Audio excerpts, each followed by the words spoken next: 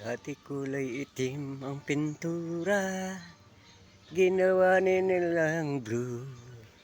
Pagkat ito raw ay maliwanag sa gabi. Ang chassis pa ginawa nilang pula.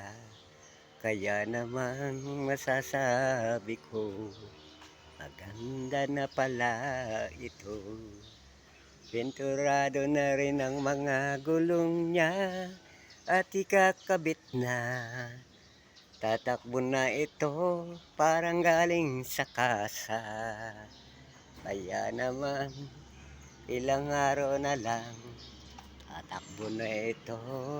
Konti na lang ang aayusin pa. Kakabit pa ang bumper, yan na lang ang kulang. Pinturado ng lahat at kumpleto na pala. Itong pinapintura ni Boss Bukni ay okay na.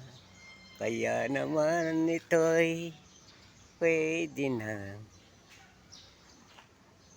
Di panghakot ng buhangin patungong Tarlac at Manila.